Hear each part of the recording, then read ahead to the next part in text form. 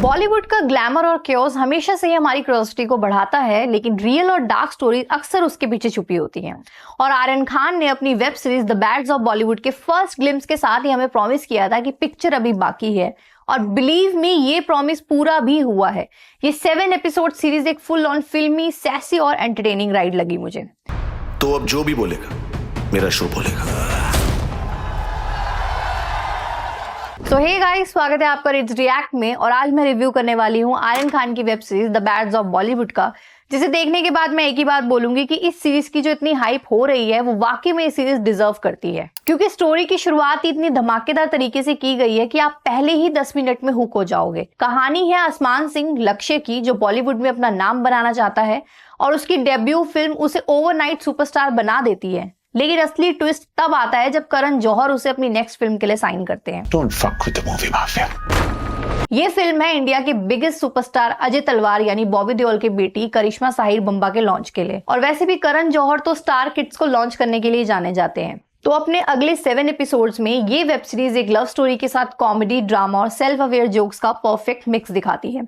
इसमें बॉलीवुड के inner workings जैसे नेपोटिज्म और पीआर गेम्स पर भी लाइट हार्टेड डिग्स मारे गए हैं। द बैड्स ऑफ बॉलीवुड एक विटी और ओवर द टॉप सीरीज लगी मुझे, जो कहीं भी बोर नहीं कर। और इसकी सबसे बड़ी स्ट्रेंथ जो मुझे लगी है वो है इसकी सॉलिड स्टार कास्ट और टाइट स्क्रिप्ट। जो सटल डिग्स बॉलीवुड के इनर वर्किंग्स पर लिए गए हैं वो इसकी सबसे बड़ी जीत है। ये सीरीज अगर थिएटर्स में भी रिलीज होती ना तो उतनी हिट होती, क्योंकि इसकी कहानी में एक सिनेमैटिक फील है। स्टोरी टेलिंग भी काफी शार्प लगी और इसके क्लाइमेक्स में तो सारे घिसे पिटे बॉलीवुड प्लॉट्स को अवॉइड करके एक बिल्कुल नया और रिफ्रेशिंग ट्विस्ट दिया गया, जो बहुत ही पसंद आया।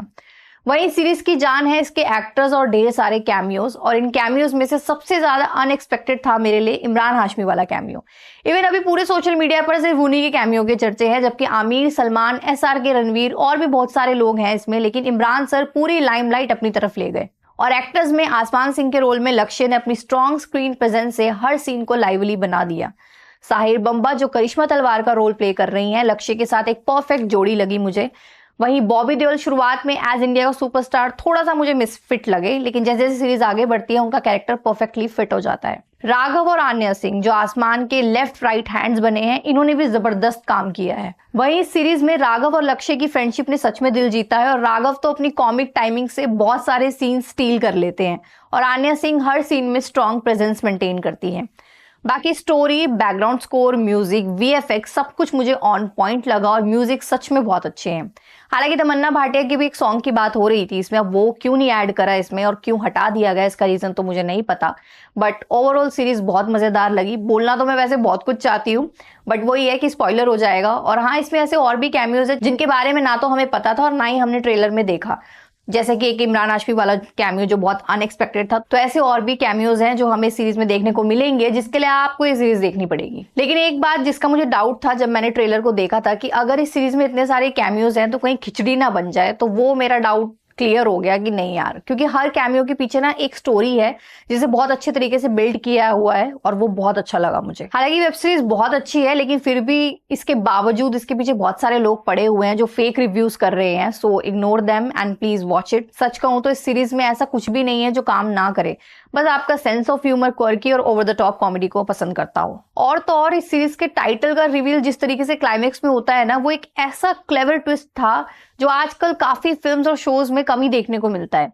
ये वेब सीरीज प्रूव करती है कि आर्यन खान ने भाई बड़े स्मार्टली तरीके से बॉलीवुड में कदम रखा है, और अपनी फर्स्ट डायरेक्टर डेब्यू से दिखा दिया है कि उनके पास गट्स और विजन दोनों है। Overall the bads of Bollywood एक ऐसी सीरीज है जो बॉलीवुड के डार्क साइड को कॉमिक, एंटरटेनिंग और एंगेजिंग वे में दिखाती है। तो अगर आपको बॉलीवुड ड्रामा, हिलैरियस मूवमेंट्स और थोड़ी थ्रिल चाहिए तो ये वेब सीरीज को मिस बिल्कुल भी मत करना। मैं सच कह रही हूँ, एंटरटेनमेंट गारंटेड है।